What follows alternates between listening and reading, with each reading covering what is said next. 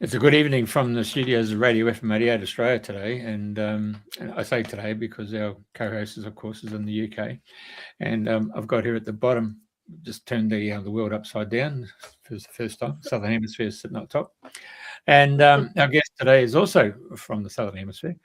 It's in our backyard, just off the coast of Brisbane, on one of the Robinson Crusoe Islands.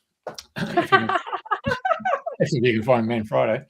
But in the meantime, we're going to be talking about animals and the connection with animals, and that's the story in itself. And I might just hand it over to our mate Priti, Pauline, and then we'll go from there. And then I'll just put the stuff up as we're going through on the show.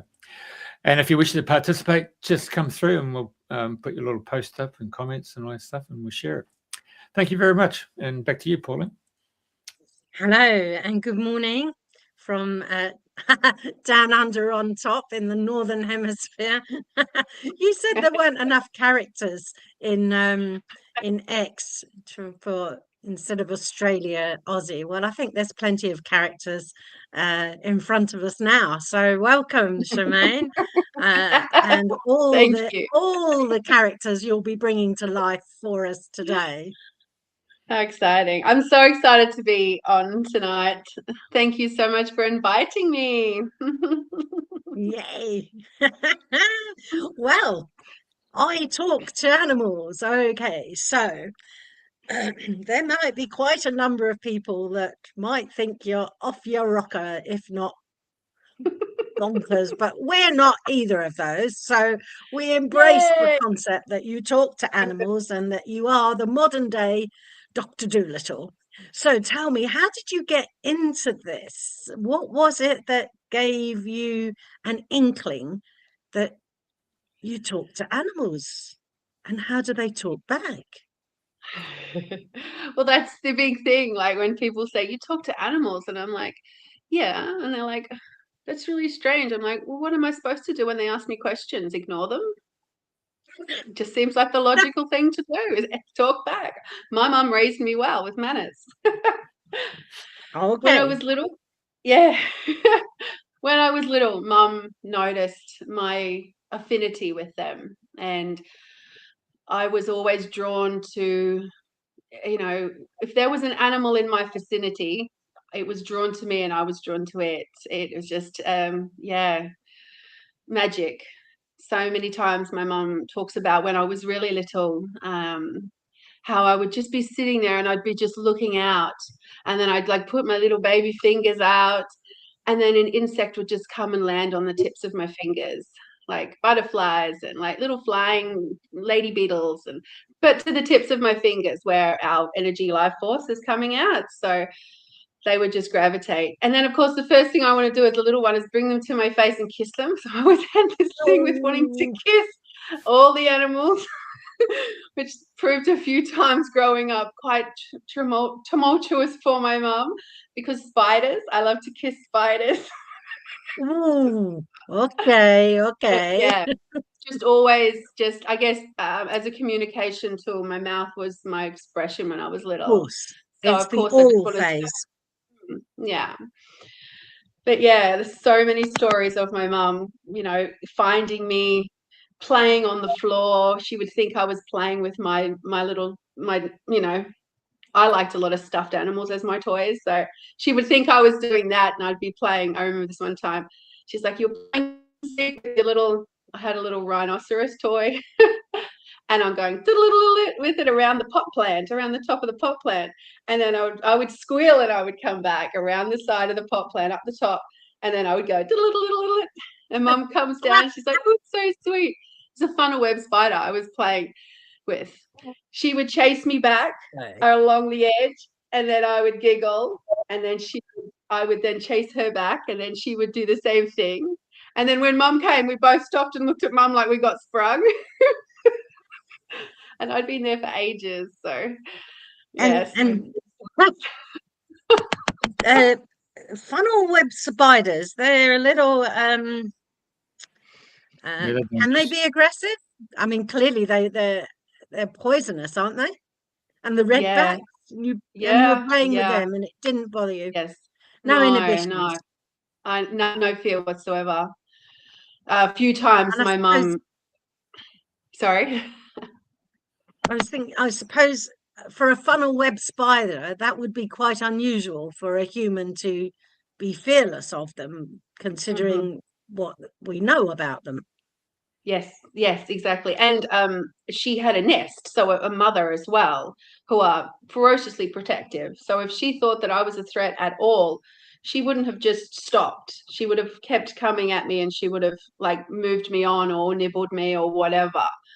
But she knew that I was a safe space, and I was obviously giving her enough respect where I wasn't actually going back into her little house, because they built a little web house. Yeah. Yeah, so that was one spider experience. And then Mum always talks about the time that we were walking down the path.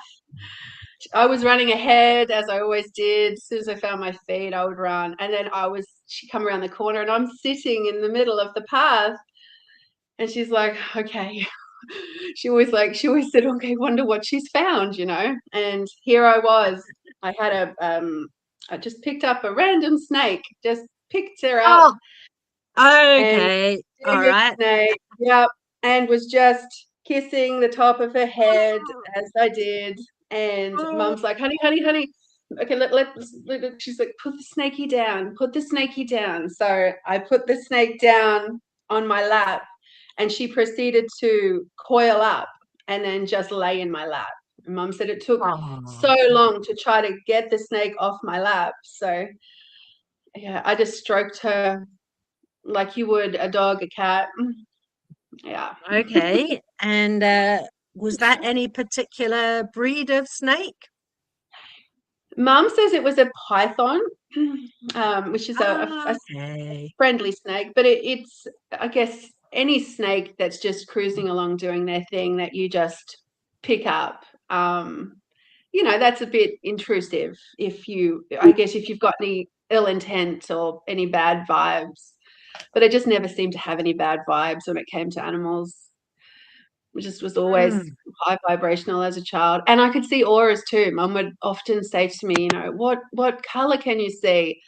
And I would describe the color that I was feeling, because I didn't see colors as a visual. I saw them as a feeling. So I could sort of feel the color. So I imagine as a littlie, if I felt an animal with a color that didn't feel safe, I probably just gave it a wide berth, respectfully, intuitively. But anyone that was beaming, greens and golds and pinks, they were up for cuddles and kisses. So apparently they loved it. Yeah, there's this early affinity with the animals, and clearly you're not a 3 or 4-year-old now. You're not a little toddler running ahead of your mum. So there's been a good few years between then and now. So how did it all develop, and what's the evolution of this communication strategy? Well, I guess knowing that my love of animals was always going to be where I wanted to spend all my time, growing up on country, with animals around all the time. There were always more animals around me than people anyway. So, I grew up around an enormous amount of animals, both wild and domestic. And then when it came to me, becoming an adult, I surrounded myself again with animals. And I don't know if I should say this out loud, but kind of prefer the company of animals to a majority of people. I do love quite a few people, but certainly the company of animals is always heartwarming. And so it just naturally led into a career, where I just gave away all my ideas for free, of course, as you do. Things like, in my 20s, I would be over at someone's house and I would be playing with their cat. I remember this one quite particular because I didn't know that she'd had some health issues before I visited. And I think it was a party or something. Anyway, I could feel that she had a urinary infection. I could feel the heat in her bladder. And I just remember finding her owner there and just sharing that with them. and they didn't know quite what to do with that information, but they took her to the vets the next day, and yeah, she had a urinary infection. So from there, people would call up and ask me, hey, will you visit and come and check out our pets? You know, we're a bit worried, or we've been to the vets and they've suggested this. And so people sort of started asking me for sort of medical intuitive stuff around their animals. And so it just felt natural for me to just go and spend time with the animal and then share what I would feel. It wasn't until later that I realized that, oh, hold on, this could be a full-time profession, because I love it so much, and the results were speaking for themselves. Because, you know, if you can make someone feel more comfortable, it's the most amazing feeling. It warms my heart. And if you can, I mean, don't you have a responsibility to do that if that's something that you can do as well? Like, so I kind of just naturally just stepped into it full time as my responsibility, my love. Yeah. Did you notice early on that there was any difference in the style of communication between domestic animals and wild animals? Yes, very much so. Ah. Very much so. There's no ego. And it's a tricky conversation around ego, because everybody has a different opinion about it. But you know, for me, it's pretty straightforward. The domestic animals don't have any ego. The wild animals don't have any ego. The domestic animals adopt some of our egotic behaviors. So you don't know if you're talking to the animal or the animal's owner? Well, no, you're definitely talking to the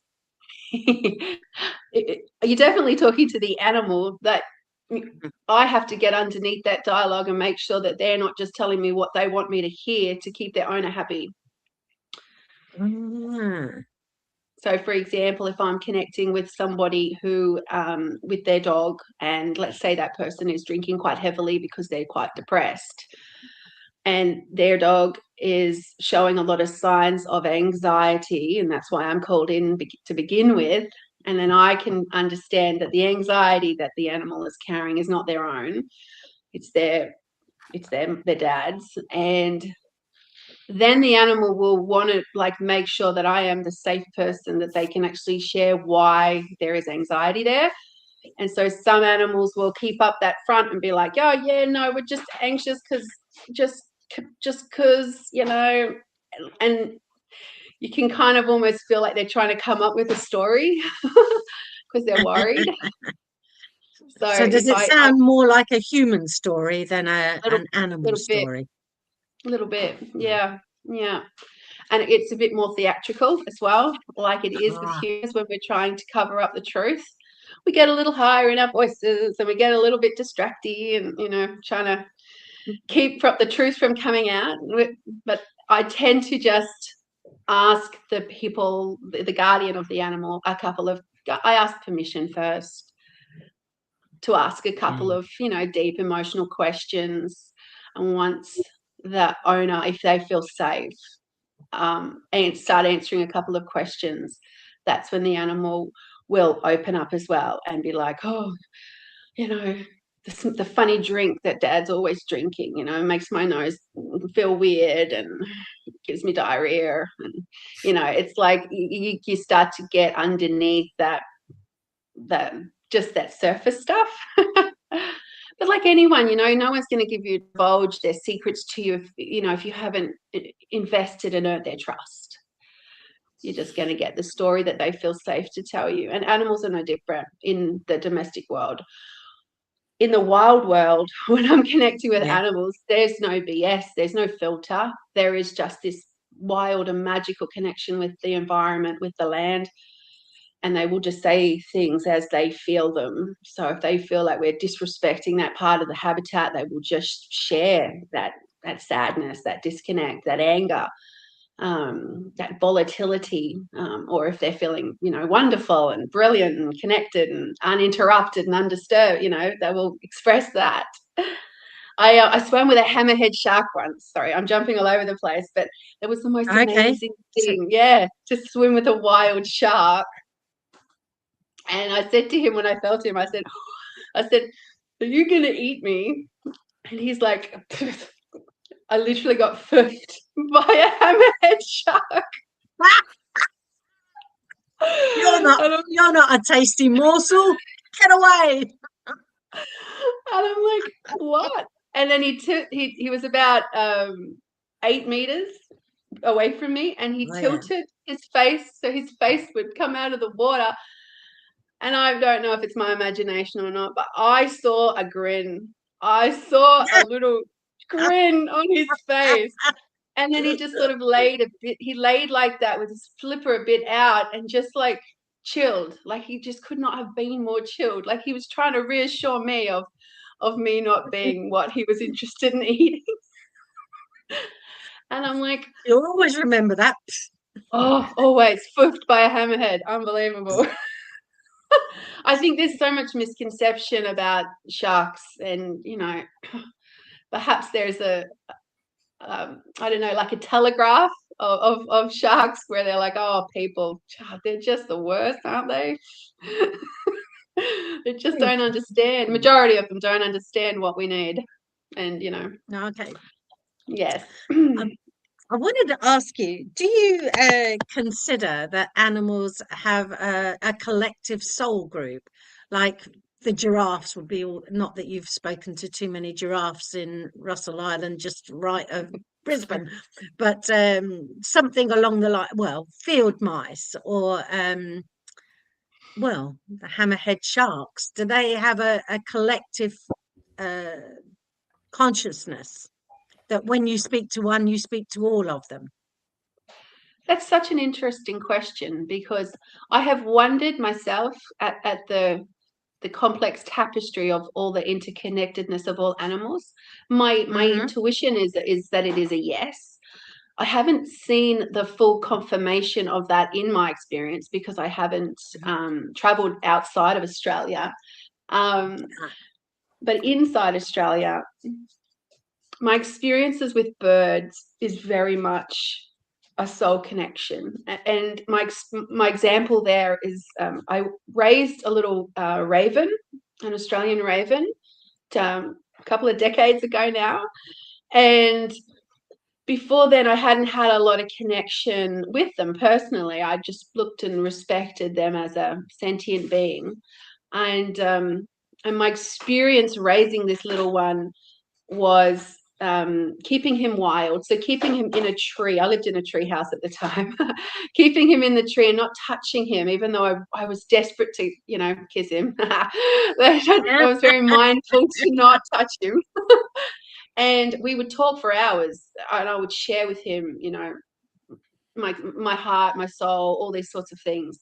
And then one day he just left. He just gained enough strength and he just left. And I thought about him quite often. I imagined that he was doing well. And then 6 months he arrived with his new son. And they just come straight into the house. And his son just looked at me in the exact same way that this raven had looked at me every time we'd been together. And in that moment, I realized that he had shared with his son that I was a safe place. And then when I would go walking anywhere, and even to this day, I get treated the same way by the Australian ravens. They look at me and and they make these little goo-gah sounds, and they bring me gifts, shiny things. And so, they know as an interconnected species that, I helped one of them, so I'm a good egg. Good one. Yeah, so I imagine other animals would be able to do that interconnectedness with their soul family on a bigger scale, if the ravens can. Yeah. They know each other. Okay, I'll just share with you my experience of animal communicators. I went to an evening at Emerson College, which is just down the road from where I am in Forest Row. And there was a lady there who said that she talked to animals. And we're in a big room, and she brought a dog and some chickens to kind of demonstrate it. And the whole place went really, really quiet while she, if you like, tuned into the animal and wanted to find out different things about, well, the hen's life and the dog's life. And when you just sat and watched what she was doing, you could see that the animal was like, she'd ask a question and it would twitch with an answer, and just like microscopic movements that she would interpret and let us know what the animal was saying. And there was there was one about the hens, and the hens were all getting a bit jealous of the cockerel not coming in, and it was just the most hilarious conversation I've heard in a long time. But you could see how the hens were, they were paying attention Yes. and communicating. So kind of interesting. And then from that, they led me to the idea that when you speak to one, like one hen, that all of them are speaking together. And you're right, domesticated ones seem to be a bit different. And there was a time when I lived in a cottage, and there was a field mouse that was in there, and I could tell because you could see the droppings, and there was so much was being nested away, and Brillo pads were being taken apart, and the food was being got at. And so I told the landlady, and she said, "Oh, I better get someone in to exterminate it." Oh. I went, "Oh, Mm. well, give it till after the weekend," because I'd had this recent experience of seeing the dogs and the chickens talking to this other person. And I decided that what I would do was clear out all the food from the area where it was in the cupboards underneath, and I put it somewhere else. And then I sat down quietly and said, "Look, I'm going away for the weekend. And, if you haven't gone by the time I come back, the lady in the big house, she's going to kill you." So, and I turned all the heating off to make it an uncomfortable place for them to be. Perfect. And yep. And I told my dad, and my dad said, "You're bonkers. Oh, do you think they don't know that the food is on the other side of the room?" So it's this. Anyway, I left for the weekend. I went away for the long weekend, and I came back on Monday morning. Not a sign or sight of the animal. And I was so pleased. I was so pleased. "Oh, she's not going to kill you now." And I was just imagining all these field mice coming in all from around the place to take away. Come on, get away.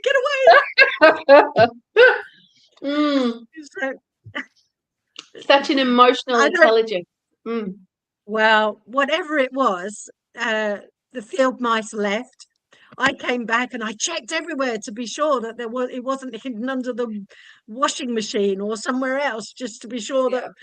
Oh, I'm so glad. And guess what? Then I read a book about the qualities of field mice, and that was to pay attention to detail.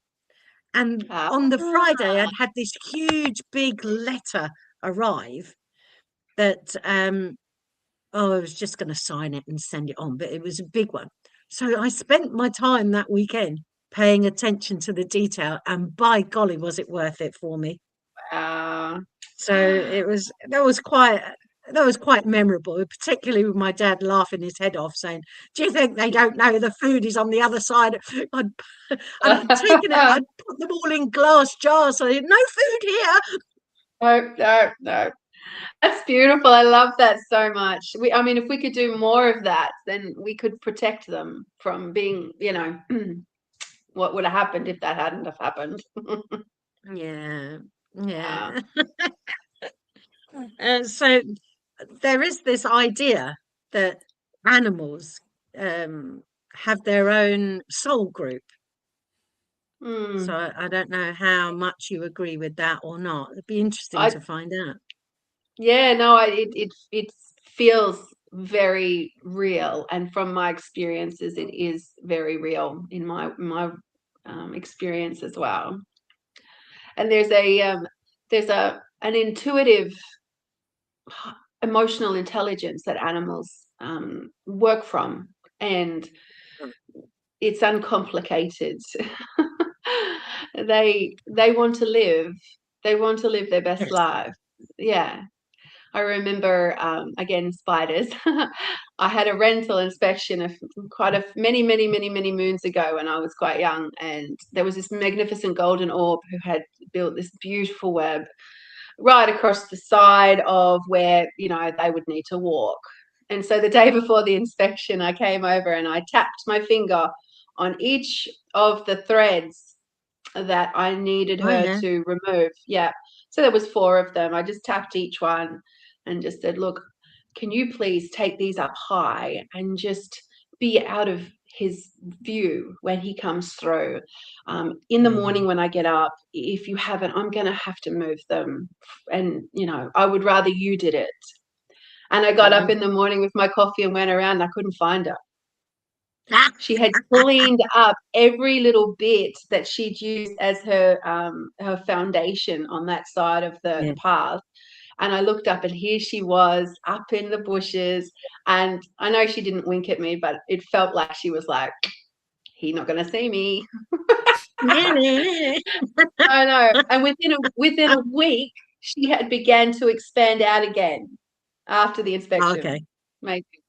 So I said, well, it's 3 months, mate. So enjoy for the 3 months and we'll have to do this again. But yeah, just that intelligence, that cooperative energy. Animals are very cooperative. Yeah. Have you spoken to any of the animals on a more, I'm going to say, global perspective? Now, as the animals cohabit with us, is there anything that the animals would actually like to say to us humans? For goodness sake, how many times do I have to tell you? Isn't it about time you did blah, blah, blah, whatever it is? It's another really good question. I do earth meditations. My mum taught me from a young age to do earth meditations as a way of being part of the collective. So when we do earth meditations and we work in the oceans, there's a lot of, I guess the best way to describe it is just a mess. There's so much mess and I guess debris and I guess plastic in the ocean. And there's just a lot of heaviness. So we do this thing, Mum and I do this thing where we sprinkle golden bacteria. And this is going to sound loco to a lot of people who don't understand the power of energy, but that's okay. They can only come from where they're at. But we sprinkle golden bacteria all over the ocean, wherever we get these really heavy sensations, with an intention to dissolve and to transmute that heaviness back into a higher vibration. And in my heart, I would love it to just like transmute the plastics and the grub and the heaviness and stuff to provide the animals with the magnificence that is our natural state in our natural world. The biggest thing I get from animals is their gratitude for us. Like they have so much gratitude. Now, logically, that doesn't make sense to me because, and again, this will sound pretty bad, but as humans, we're parasitic on the earth. We just take. And animals aren't like that. They're cooperative and they don't take more than they need. And as a, majority of animals, and they live in a harmonic way of being in their natural state. Yeah. And they're grateful. When I connect in with them, they're grateful. When I do like rallies for, habitat destruction and I connect in with the koalas and the lorikeets, I get so much gratitude from them. And I say to my mom, like, how can they be so grateful? Why is it a gratitude energy that I'm getting from them when I'm looking at these old growth forest trees that are down on the ground and I want to go ballistic at the people that have just done this. And Mom's like, yeah, honey, but holding that high vibration is the key to just experiencing this from a different level. And the animals are experiencing this from a physical component. There's grief, there's loss, there's pain, there's trauma, and they're scared. But on an energetic level, they're in a state of gratitude. So if we can like match that, perhaps we can get through to more people, to get people to match that, and then have a shift on the planet where we start giving rather than taking. So perhaps I believe that animals are leading the way by not being bitter and not being, dark on us for being, who we are, or by what we're doing. And they still have hope for us. They still believe in us. That would be my collective. Do you think that's do you think that's a more recent thing, or maybe 1,000 years ago we weren't 3-year-olds and having to tidy up our room? Because that's what it sounds like. You've just left a bloody great mess. Clean up your mess, you dirty little whatnot. Yep, exactly. So do you think there was a time when we were cleaning up our mess, and it wasn't something that the animals were a bit miffed with us about? And even if there is an inordinate gratitude, they would certainly like us to clean up our mess. Oh my goodness. Now. Of course they must. They must. If I get myself worked up emotionally, I can't hear them. It's like there's a lot of static in my hemispheres, and I can't hear them. I need to be in a calm state to hear them. So perhaps they do communicate on an energetic level of their disappointment in us, but I don't hear that because I would need to match that energy. And when I'm matching that energy, I can't hear them. Mum always said when I was little, and if I got myself into like a heightened state, being little, I was allergic to sugar. So that proved to be quite a problem when other kids were eating sugar drinks and things like that. And she said that one time she saw me quite erratic with a dog, and a dog backed away from me. First time an animal ever backed away from me, when I was in that hyper state. And I remember that clearly. Like when she told me that, it stayed with me, because I thought, okay, I think that could be key to the way that I communicate with animals moving forward. And it's just proven itself multiple times. If I'm upset, animals will move away from me. If I'm outwardly upset, so if I'm emotional, they will comfort me. So there's a different state there. Calm versus elevated, but not elevated in spirit, but elevated in emotion, with, I guess, the ego component. Yeah. I mean, some of the rallies I go to, I just want to scream blue effing murder. And, that's not going to help anyone. And I nearly got arrested at the last rally I was at, which is also not helpful. No. Okay, be a good girl.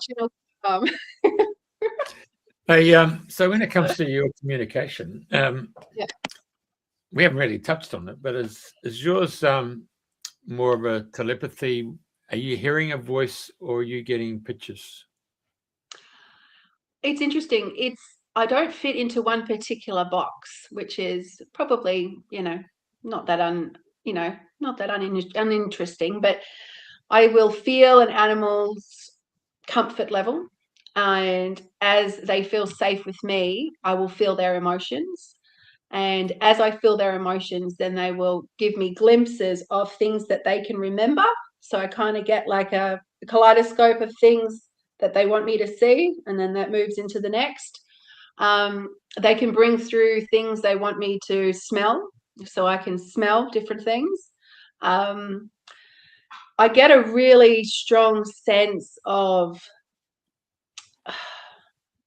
a knowingness when something is coming from a place where they need a resolution on something, when it's really important. And I kind of get pulled into like this really important sort of like, we're going to talk about lots of fun stuff, but I'm going to get to the bottom of something. And then I kind of get drawn more and more and more towards the main thing that they want to share.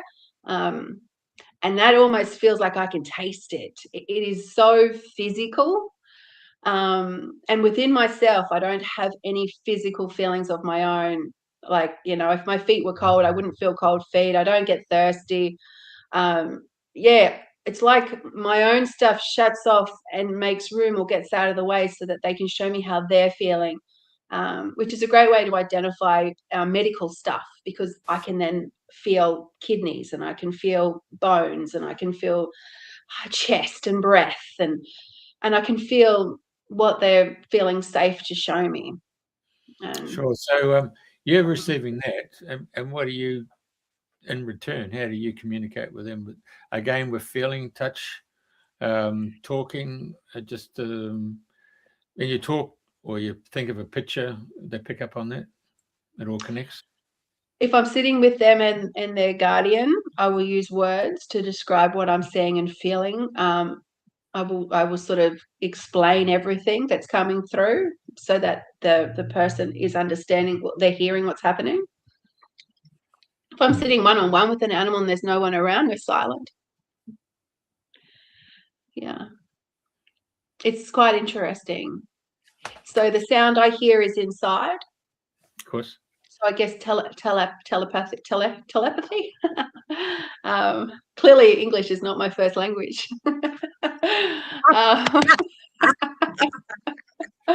And sometimes when I'm talking with people, I'm like, in my mind, what can't you understand what I am sending you? With my laser focus. And I have some people going, don't you send me your woo-woo shit? Yeah. So that's what you do. You get into that nice Zen space, yeah. So you can receive their communication and all the different those levels of feeling and understanding, and then you reciprocate in a similar fashion. But if you're allowed to touch them and if you touch them or whatever, then there's another connectivity that takes place in an empathetic way. And then do you somehow pull in a picture and then you send them a picture as your telepathic communication? Well, I don't do anything like I won't intentionally send them a picture. It's almost like just things just have their own natural way of just going along. I kind of don't get in the way. If I do notice myself thinking, oh, I'm going to do this, I'm going to do that, then I feel like I'm not in the pocket properly.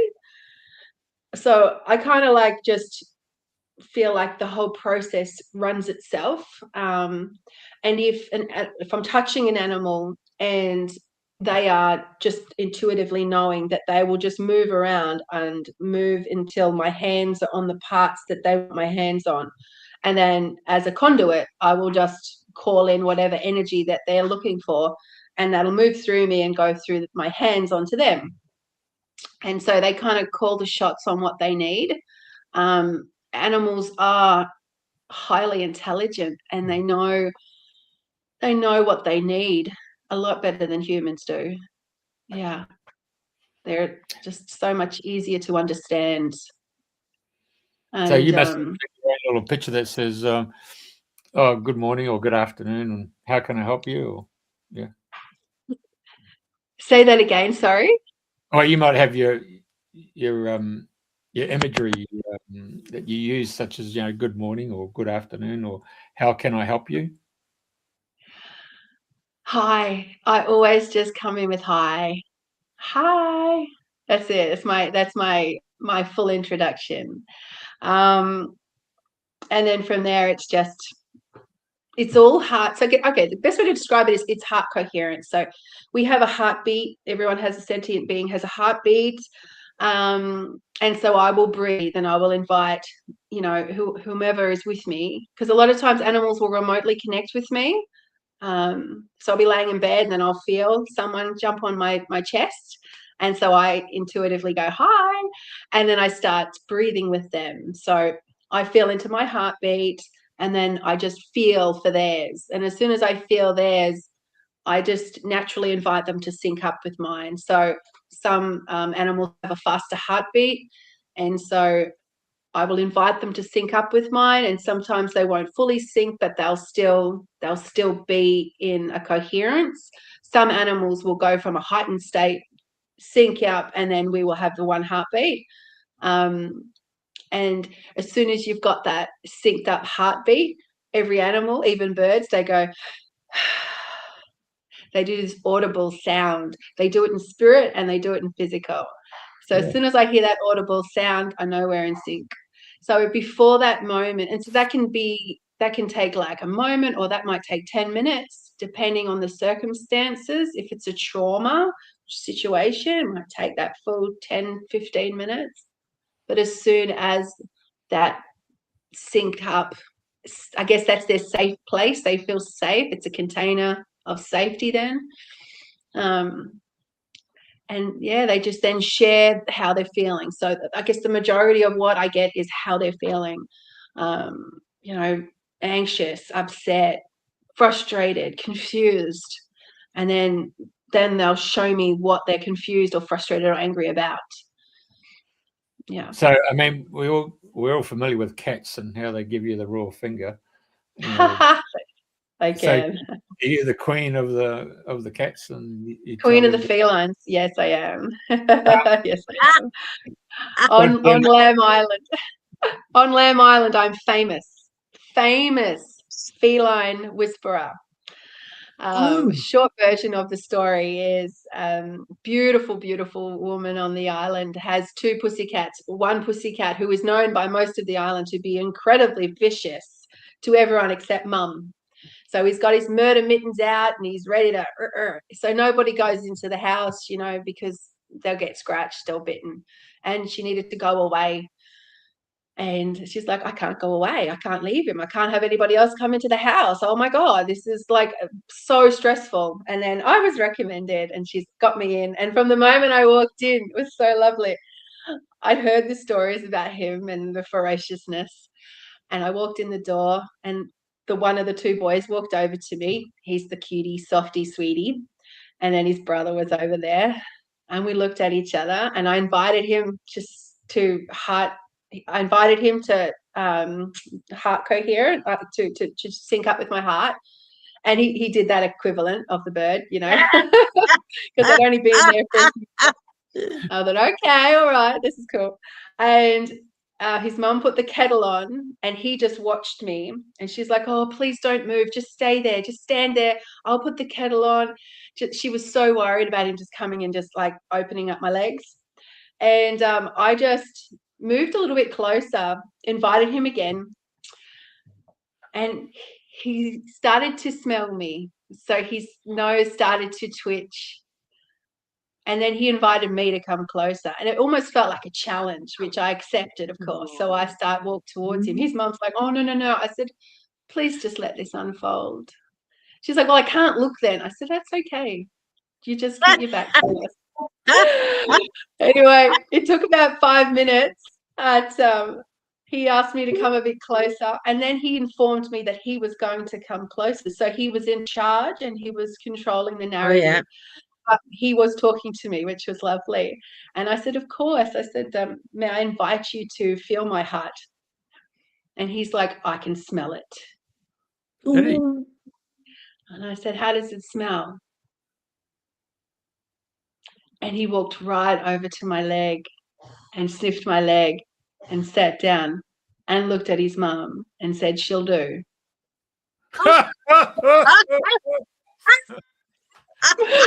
Anyway, we proceeded to become the best of friends, and it's amazing. We have cuddles and scratches, and it's just beautiful. So yeah, it's like, I guess I was the only one that went in there who wasn't like full of fear, and that's what he could smell. He could smell the fear. And even the owner was oh, don't do that, full of fear. Don't do this. Yeah, exactly. Wow. Yeah, I've got a job and for this. I've got a job for this. Yeah. Oh, lovely. Come on. Next time I'm playing canasta, I'll have to get your cat to come along and bloody just check out the other opponents and tell me what's going on in those other cards. So there's a cat behind your cards, and then she's going to tell me what she can see, right? Yeah. Do you think they can do that? Of Well, course. they can definitely describe. If they can show me what they can see, as long as they Yeah. know what they're looking at. Sometimes when I'm working with, I do a lot of finding lost animals. So people call me up, they've lost their dog, their cat, their birdo, and they call me up and they're like, oh, you know, so yeah, I'm like, certainly. I get permission from the owners by having them send me through photograph of the animal and last known location, and then I tune into the animal. And the big thing that I try and get dogs to do is to look at letters. So if they're in a house, if they've been kidnapped, I get them to look for the triangular white triangles, so so that they can actually, rectangles or whatever it is, they know what I'm talking about. And they'll look, and quite often they'll look at the back of the letters, and so they're giving the address of their home, but they're showing me, they're not saying it, they're just showing me, and I'm like, flip it over. Flip it over. It's so funny. It doesn't always work that way. Some animals can look at street signs. They can look up at street signs, and if the light's wrong and the sun's on it, it's glary, you can't see. So it's very hard to say, okay, move left a little bit, or yeah. But yeah, they can show you what they can see, but they have to be feeling very safe to do that. So not every animal does that with me, but when they do it, my goodness me, it just is the coolest thing in the world. It's so cool to give people exact addresses. So cool. We have so many reunions. It's probably my favorite. When it all goes well, it's my favorite thing in the world, to reunite people with their babies. And when it, you know, when we find them but they've passed, it's heartbreaking, but it's still, you know, wonderful for the owners to be able to have some closure. This morning on my walk, there's someone's put up a poster. They've lost their duck. Yeah. And I thought, who would have a duck? But anyway, when I get home, there's a couple of hours later, I'm hearing this, you know, duck sound, you know. So I go out and there's bloody 4 ducks in my swimming pool. I thought, you buggers. Is one of them that missing duck? No, it's not. They're feral ducks. They're bloody manif- and the couple, and I'm thinking, oh, I'm going to have to tell you guys to shoo off, because they go and put their feces in the pool and around the bloody coping of the swimming pool, you know. They do. I had a client that called me to ask me if I could communicate with her ducks that kept, like, they're not her ducks, but they're ducks that come and swim in her pool. And I said, look, absolutely, we'll give it a go. And it took 3 times just to let the ducks know that, yes, they could have a swim, but they needed to get out and move away to do their poops. And it's so funny. On the 3rd time, one was swimming, and I swear to goodness, he was like, oh, damn it, because he pooped and forgot. But now there's no ducks. They don't come and poo in the pool now. So it was a good result. Do they come and swim? Yes. So it's like toilet training for ducks. Yeah. But I toilet trained a guinea pig when I was very little. I've been, I guess, intuitively animal behavioral training, you know, just to see how animals are super clever. So, you know, if you give them clear instruction and they feel safe, yeah, they love to do things that, you know, make you happy. So all these communications, yes, all these communications you're having, are they in person, or do you can you muster doing something miles and miles away, perhaps over the telephone line or internet or WhatsApp? I don't know. I have clients all over the world. Really? Yes, wow. I do. So last year I was nominated for Animal Psychic of 2025, and I won. So I have had an incredible amount of opportunities to connect with so many animals internationally since that opportunity. Okay. Now I'd quite like to hear some of those stories, if you've got any that immediately come to mind. Certainly the more unusual ones. Okay, well, I have a very unusual one for you. A rabbit. A rabbit. A rabbit. Roger. So he is he's so beautiful. So beautiful with the longest ears, so gorgeous. And his mum, he's an emotional support rabbit, and he works with her at a children's facilities to help young ones to express themselves through art. So he's a therapy rabbit. And he began to, in the mornings, show patterns on his fur. His fur would just have patterns come up. And his mum reached out to me just wondering if anything, if that meant anything. So I've been working with her and her beautiful rabbit, and he's bringing through on his fur the equivalent to crop circle rings. Yeah. Beautiful messages and symbols, and it's just profound, this sentient being in the form of a rabbit. Like, I mean, I don't know how many of your listeners will be like, what? But yeah, this is not our first rodeo. So this incredible soul has just chosen to come through and to bring all these symbologies through, working with the children. Like, profound. Yeah, I have to be mindful on what I share about different clients because of confidentiality. But yeah, she would be more than happy for me to have shared that. And she's in the UK. Okay. Wyoming. And the crops, the crop circles on the fields. Of course, rabbits have quite an affinity with running through fields, and yes. And there are a number of crop circles that turn up in the UK. And there's many different stories about the meaning of those crop circles and the I don't know enough about them, to be honest. Neither do I, but it's so interesting. Like, we are not alone. And the symbols are bringing the crops and presumably the animals back to their original, shall we say, specification. So yeah, absolutely. And it's amazing, truly amazing. And just I'm also working with a lady who her beloved dog passed away quite suddenly, and she's in a UK again. And then about a couple of months later, a puppy came through that was available for adoption. And even before she went and picked up this doggo, she knew that there was something special about this doggo. And so when they met, this new doggo, she saw her previous dog immediately's eyes on this new pup. And as when we did the connection, we had confirmation of different behaviors. I would talk to her dog as her previous dog, and then the puppy would then show the behaviors of the previous dog, having never met that previous dog. And I'm like, so you're one being? And she's like, yes. And like, it's profound, absolutely profound, that our soul family will just keep coming back in different forms, through choice, to support us having our human experience on this gorgeous blue planet. There's so many amazing stories of people recognizing animals as other family members as well.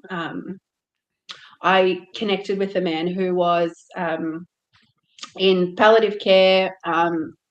Again, long story, but the short version, his daughter had invited me to come to see if there was anything that he needed to, reconcile emotionally. He was nonverbal at that stage and on high doses of, pain relief. So neither her or I knew what would happen. Anyway, standing beside the bed, this little puppy, just all of a sudden, this little Jack Russell just flew in the room and jumped up. I get goosebumps every time. Jumps up on the end of the bed, and this man who was nonverbal and non-moving was like physically responded as this energetic little terrier jumped on the bed, and straight away the little one started going. The gate was the latch was off, and I'm like, trying to understand what I'm hearing, because it was quite excited, as you can imagine, like, and I'm just like, just give me 1 second. What are you saying? And then he's like, I went under, I went under, I went under. And I started to say, you went under? He's like, yes. And I went, okay. So the latch was locked? He's like, yes, I went under, I went under. Turns out that gentleman, who was 85 at that time, had lost this little Jack Russell when he was 10 years old. And he was riddled with grief because he thought he'd left the gate unlocked. So his entire life, he'd held on to the sadness that he'd left the gate unlocked, and his beloved, beautiful terrier had run out of the gate and been hit by a car, and he blamed himself. And yeah, he just came through this little terrier just to let his dad know that he'd actually gone under the fence. The latch was locked. It was not his fault. It was, And this beautiful man, he passed away 5 hours later, but he had this smile on his face. It wasn't like a big teethy smile, but there was a softness that went into his face, and just a peace that went through his body. And it was profound to have that grief lifted, to see it, to visually see it. So animals can bring us so much healing.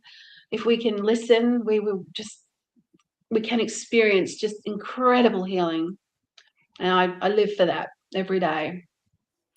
Healing for them and healing for their guardians. Now, we go globally, and of course, one of the largest markets is Southeast Asia, and they're all living in apartments. Yeah. Their biggest thing that I've seen at the markets, Thailand and Malaysia, is goldfish. Have you had any experiences with goldfish? I have had experiences with goldfish. Yes, I love fishes.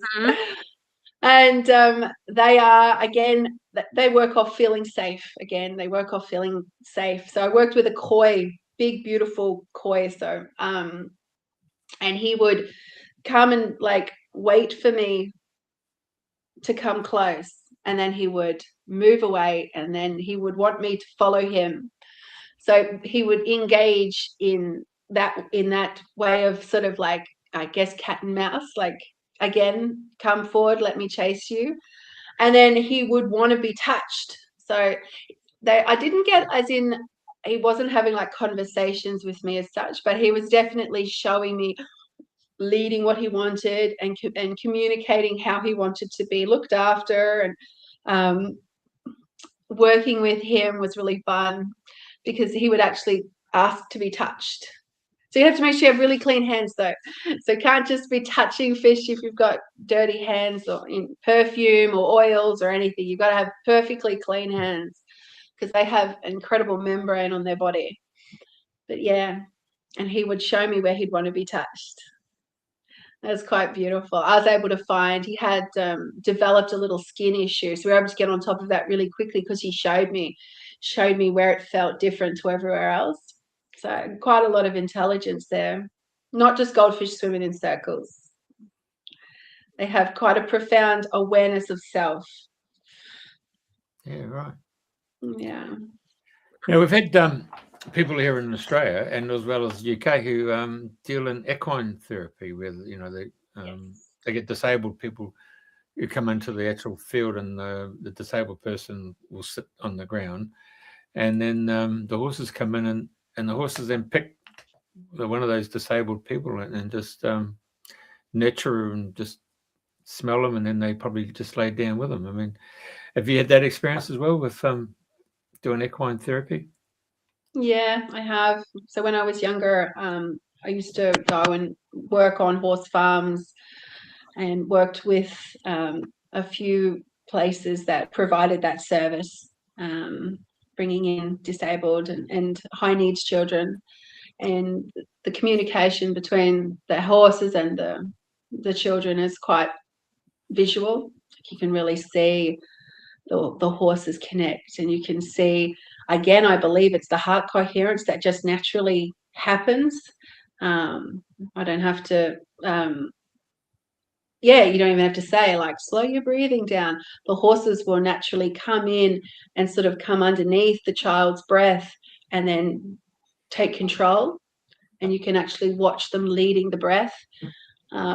Profound, truly profound. Working with horses has been a big passion of mine over the years, and what's happening at the moment with the Brumbies is quite devastating. But I don't want to bring the vibes down here, but yeah, we really need to respect our equine family a lot more than we are. Yeah.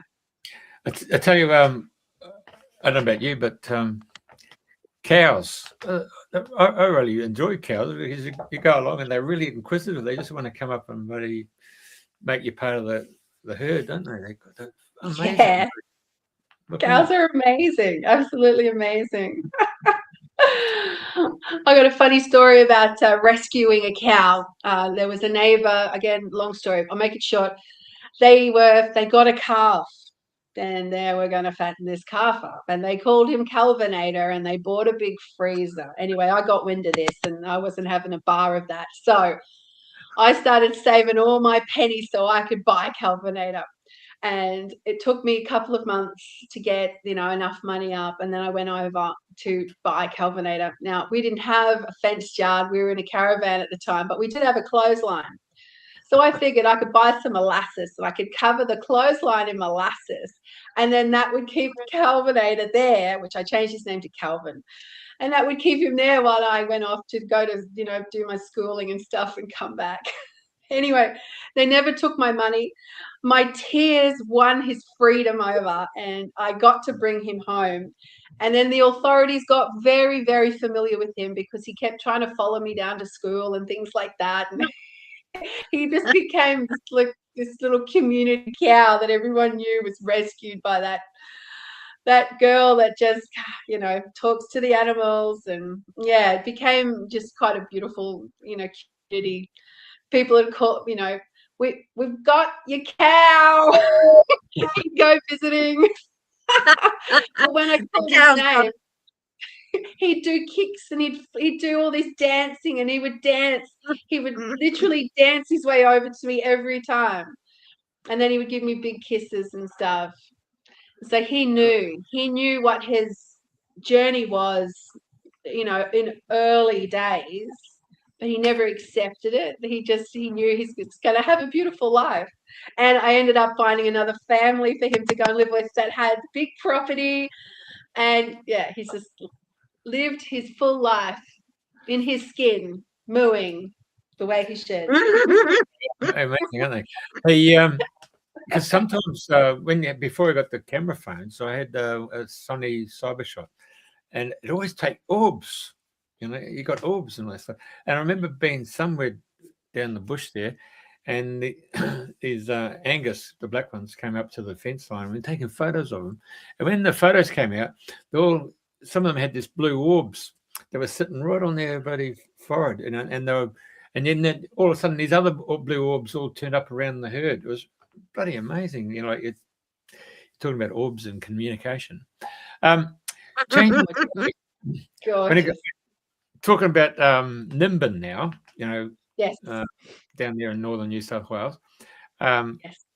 The home of the Mardi Gras festival. Yes. It's really good. I've been there. They talk about all the different benefits of marijuana and bloody hemp and all that. But there is a community rooster.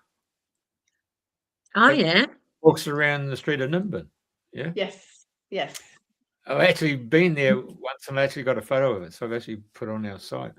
And he walks into the different stores for snacks, and yeah, he's a mascot. Yeah, pretty amazing, isn't it? Just unbelievable. That's what life's all about. Yeah, it is. Yeah, it's an amazing place to grow up, Nimbin. So we grew up. I spent a few years with my mum when I was young at Tuntable Falls, which is a 5,000-acre property on a waterfall. So. Amazing. Do you have any experience with the bigger wild animals, like the elephants, the giraffes, the more safari types in Africa or India, that part of the world? Do you communicate with any of those? Not directly. it's interesting when you say it. I almost feel like I should be. There's a part of me, as soon as I hear you say that, I'm like, why am I not doing that more actively? I connect a lot with the big cats, and I connect a lot with the different foundations that rescue wolves. And there's a lot of rescue groups around the world that I will purposely go and connect in with, and do work remotely. And animals on death row and things like that. And there's the Nimid Hemp Embassy. So I could be doing a lot more of that. But when I do connections with, big animal, big cats, they've got a huge energy. They're much bigger than their physical form. There is a beautiful sense of family. A very strong sense of family, and I think that might come down to my genes, because my mum is an Indigenous elder, and she has roots to Africa, as well as obviously our Australian Aborigine culture, and so her love of Africa and all of Africa's animals. Mum used to call me Teepee when I was growing up. The little girl who grew up with the African animals. So she always saw me as that little girl over here in Australia. So it's interesting that I'm not doing more work like that, but I work so much with so many animal groups. It's just, I guess, another thing that I can do more of. I connect so much to a point where Mum recognizes that I get close to burnout, because of the emotional toll that it can take. And I did actually take a year off 2 years ago because of that factor. So I had to sort of pull back a little bit to maintain my own energy levels, and my own emotional barometer, if you will. Yes. And what about the animals like crocodiles, the more reptilian ones, and alligators? Well, it's interesting. I've connected with those when I've been working with missing animals, and I've connected with them when they have been when they have taken animals. I haven't actually had a conversation per se with a crocodile or an alligator that I'm aware of, but I do a lot of dream time working, so it's possible that I've connected with them on like a more of a subconscious level. But they do show their physicality when I'm tuning in. If I'm looking for them, they will show themselves where they are. So I do get that strong sense of them, and they are so strong. They are so strong. Like, it's almost an overwhelm of strength that they have. And I don't know if that's because of the way that they live, or if it's just the structure of the body, or if it's just the way that the jaw sort of, I'm not quite sure why, but it's very, not intimidating, but maybe a little intimidating. Awesome. Needs to be a little bit, have a lot of respect. I would not be talking my way out of nothing if we were one-on-one in a physical form. I don't think we could have a Mad Hatter's tea party. I think I would be dinner. Doesn't matter if I can talk to them at the end of the day. Yeah, it's a very wild sense. Very different to the hammerhead shark. Very different. Very different. But they've been around a lot longer. Yes, very prehistoric, very not really interested in the fluff of stuff. So I talk a lot of fluff with animals. We'll fluff along with things, especially birds. They like to waffle on like no one's business. But there's no waffling, there's no fluffing with an alligator or a crocodile. What do you want? Like, it's just this strong sense of like, don't, like, not that they talk to me as such, but like the strongest sense that, what do you want? Like, I've got limited time to even engage. I'm like, I just wanted to know if you ate that, if you had a meal recently that might have looked like this. It's just, yep. All right. Okay, it's a different language. I've had experiences with crocodiles. So, when I tuned into the crocodile, it explained to me its job was not to reveal everything at once. Ooh. It was to come and soak up the sun and take the Ooh. energy, and to put the food in the bank. Oh, I Mm. love that. So the only That's reason amazing. I did a journey. I decided to check in and find out about your power animals in the northeast, south, and west. Yeah. Yeah, So beautiful. yeah, so I went to the north to find out what my totem was from the north, and it was a crocodile. He told me that. When I went to the east, I met the kangaroo and the koala bear. So the kangaroo had a saddle on it, and the koala bear was riding the saddle.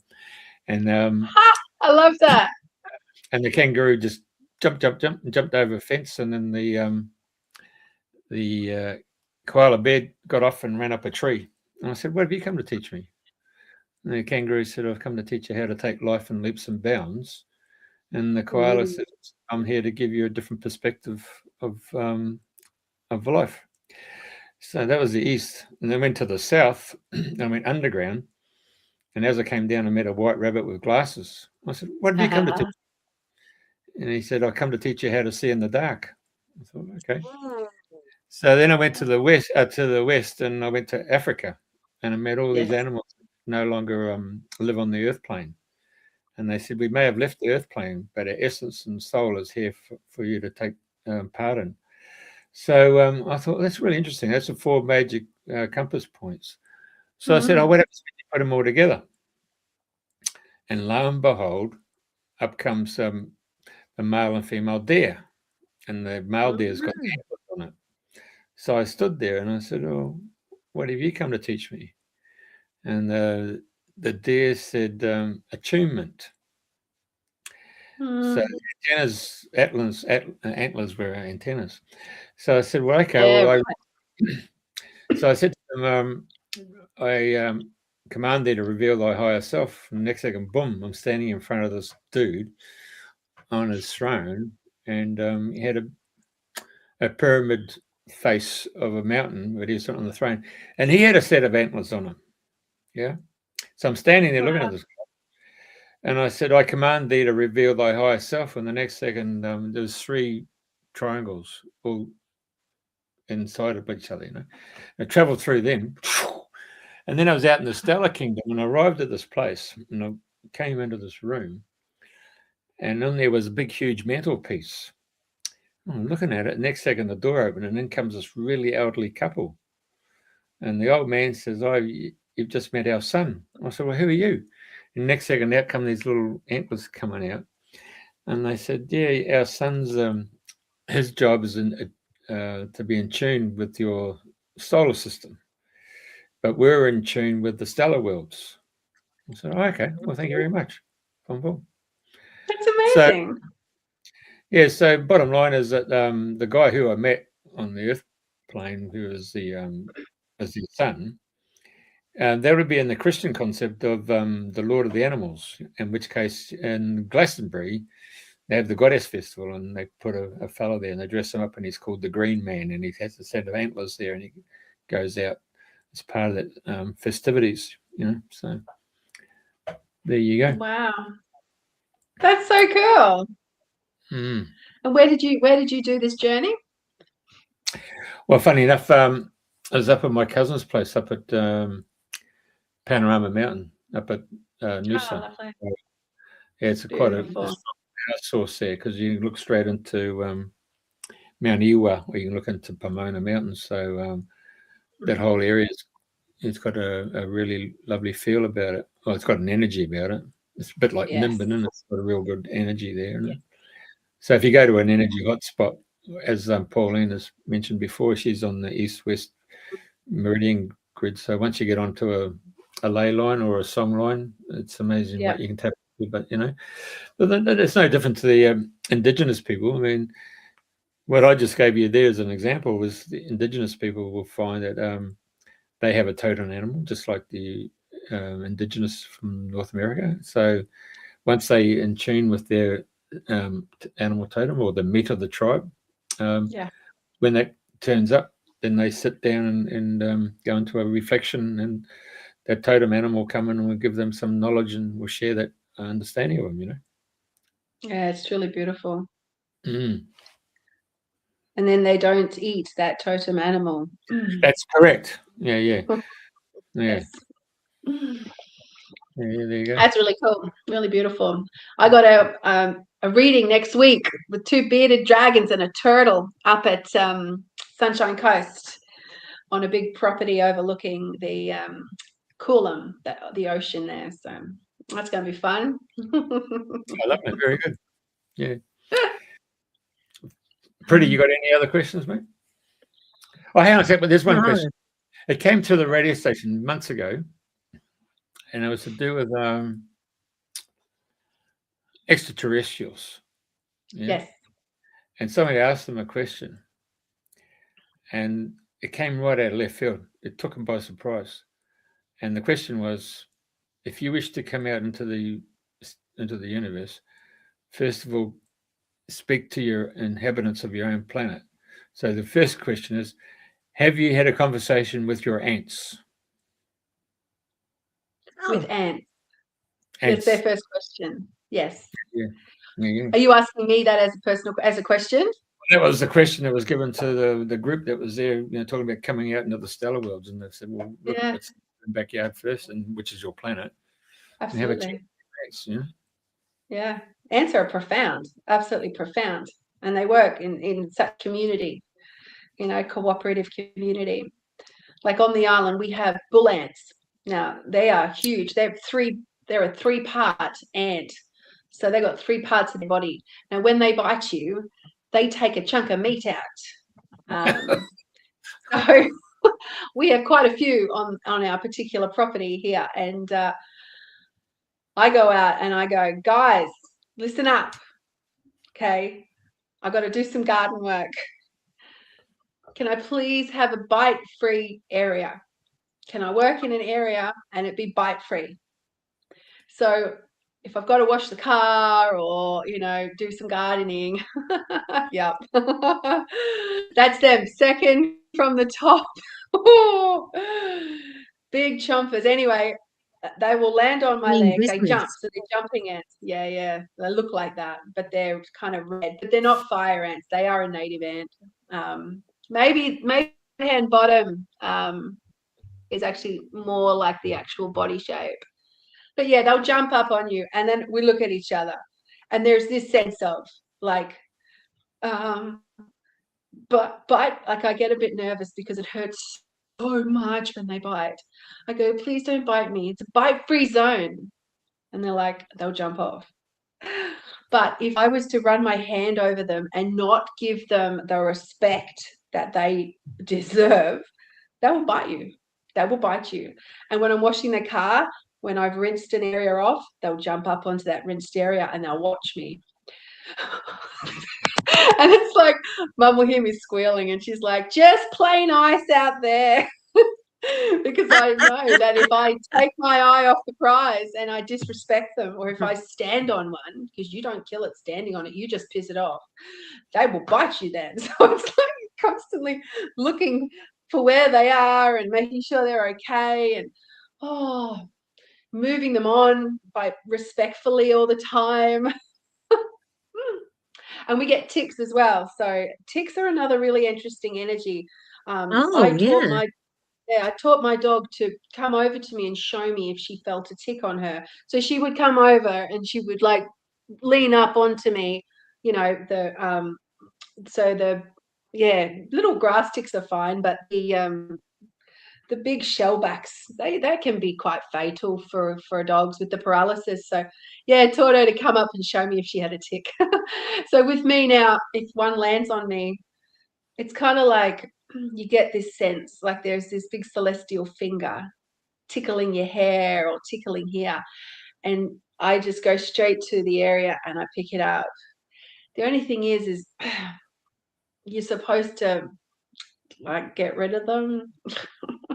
But I go in between feeling like, well, I mean, they've communicated their presence. I don't want to, you know, turn around and so it's a bit of an issue where you're supposed to then like put them under a flame, but I don't know. I try and live in harmony the best that I can. You know, it's I guess you just you just be the most decent human being that you possibly can in any given moment, and not, you know, harass yourself too much if you just swatted a fly or whatever.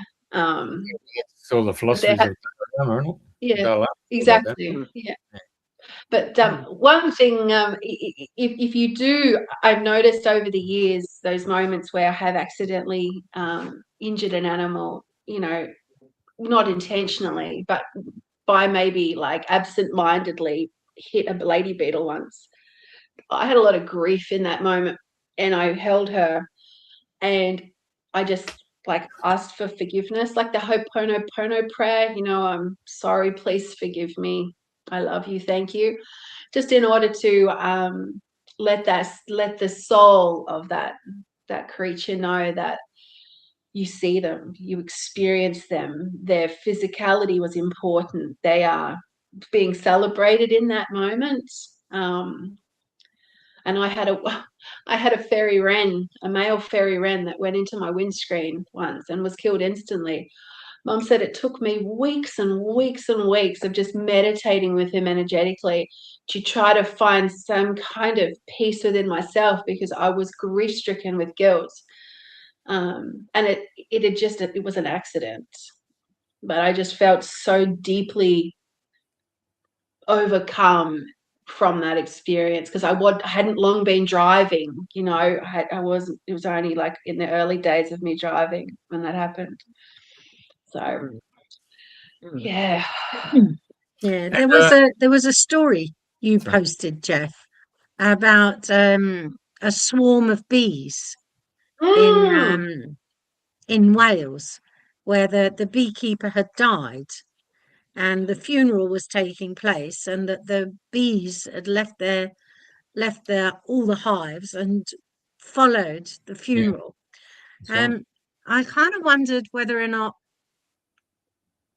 the new beekeeper had to reconnect, and I wasn't quite sure what was happening or going on there, because the keeper had died. Do you have any experience of working with bees in that way? You're talking to Shemaine or me? Either.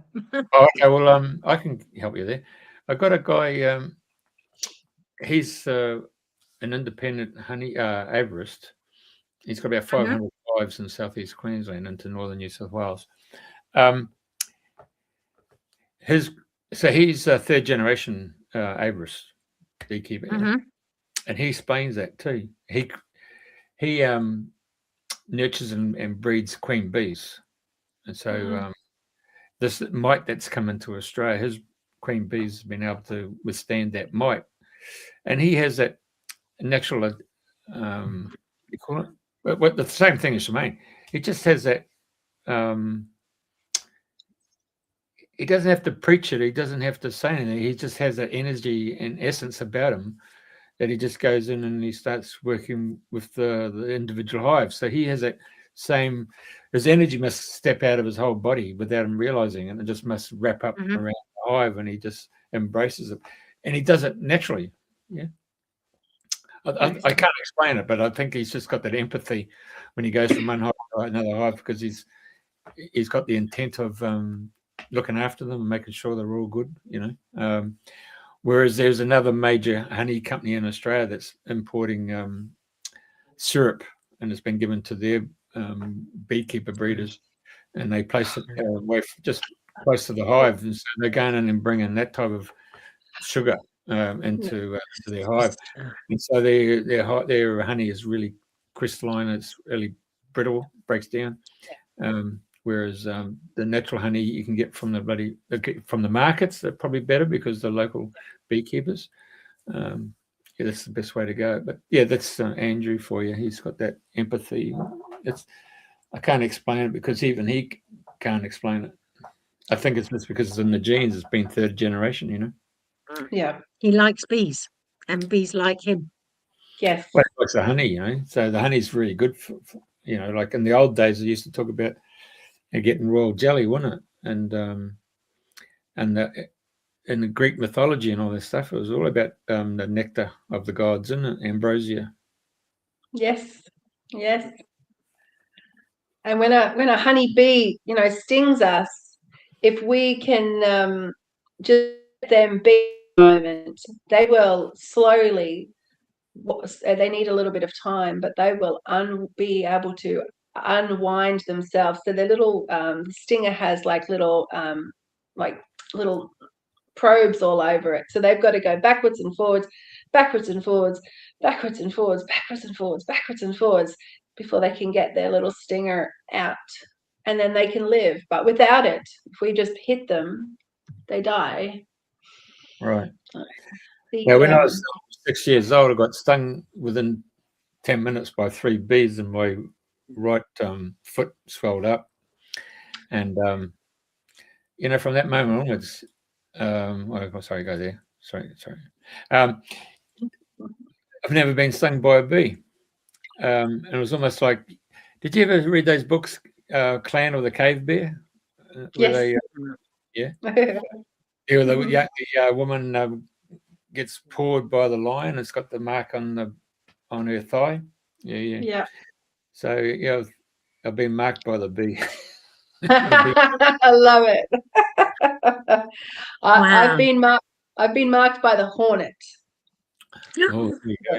Yes, I got marked by a hornet. So now all hornets know to be on guard when I'm around. And it's like I cannot give them a new storyline because I accidentally shook a mama's nest that she had with her newborn, her little live newborn in it. I shook it off my dryzer bone and it hit the dirt and it broke it broke the baby's house. I realized what I'd done, but she came and she just went bang, one bang, and then just stayed in my face to make me think about what I'd done. I'm like, I'm so sorry. We couldn't save the baby. Yes. Interesting. Maybe that's that soul connection of everyone that you're talking about. Even though I was hugely apologetic, I still did something careless, which caused the loss of a life there. So I have apologized profusely. Yeah. So I'm very mindful when I'm around hornets. It's like they've been talking. I'm like, I'm a good guy. I made a mistake. Because I don't know, have either of you been stung by a hornet before? No, I don't know. I don't think so. Well, feels like barbed wire, and then it feels like lava for an hour. Just profound pain. Okay. Yeah. Which you won't experience if you don't disrespect them, and that's the story. That's the story. If we don't disrespect nature, it won't hurt us, as a general rule, unless we're a meal, like for a crocodile. Yeah. Wow. Right. Amazing. Anything else, Pauline, you want to say? Any other questions? No, I think it's been a fascinating conversation, an enjoyable one, and one that has traversed many species in just an hour and a bit. So is remarkable. Thank you very, very much for sharing your experiences with the animals, and hopefully other people will get a different point of view now when they hear what you have to say about them. Thank you. Thank you. I love the opportunity of being able to come on and talk about animals.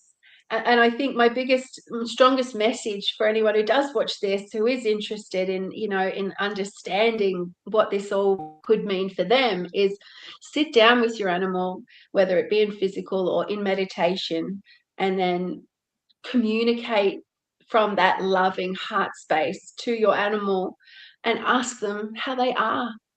Do they need anything? You? Yeah, exactly. Hi. And then just allow that connection to just like birth itself, if you will. This is a learnable skill. Like this is not just like some people can talk to animals and others can't. This is a learnable, practicable skill. I've just been, you know, my mum's so beautiful. She's just given me that space to be able to just dance in this field my whole life. So, I mean, I did do a law degree there as well. So, you know, I've got some brains.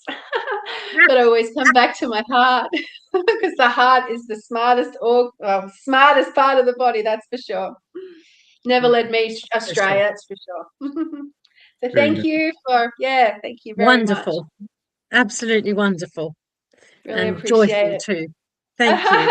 I know, my cheeks, I've been smiling hard the whole time. Oh, and I've just heard, this is a secret squirrel, this is unofficial, but I've just heard that I'm in the running for a second time running to be Animal Psychic 2026. This doesn't get officially, I know. I think the animals might have something to say about that. Exactly. So, pretty exciting times at the moment. Yeah. You have to tell all the animals to get into their ballot box, put their X on the paper, right. vote for Exactly. Shemaine. Yay! Exactly. I've been chatting with Well the pigeons, so we've got a plan. The pigeons and I. Okay. Okay, I want to know what's the outcome's going to be. Brilliant. Fantastic. Thank Bring us you. up. Bring us up. Let us Yes. know. Yeah, I will. Yep, I let us will. know. Yeah, for sure. Thank you. Thank you. I think Is it's there a deadline? officially, 30th of June is the official voting for the public. Ooh, And the website is www.spiritualawardsinternational.com. okay. Yeah, So spiritual leaders. spiritualawards.com. Yes, exactly. Yeah. And the beautiful, I'll give the beautiful Kelly Wolverspoon Rawle is the founder of the Spiritual Awards, who makes this sort of these awards available for spiritual people. So it's a pretty exciting opportunity, to stand shoulder to shoulder with some incredible spiritual people doing their bit in their communities and helping to make the world just that little bit lighter. And more rounded. Yes, exactly, and more inclusive. Yeah, celebrated for all of our gloriousness. We have a magnificent planet. She's glorious. Okay, so it's Thank goodbye you. from here. Oh, I have my little feather here. Oh, All yeah, right. Gadanga. Thank you. Gadanga. Thank Bye you so now. much.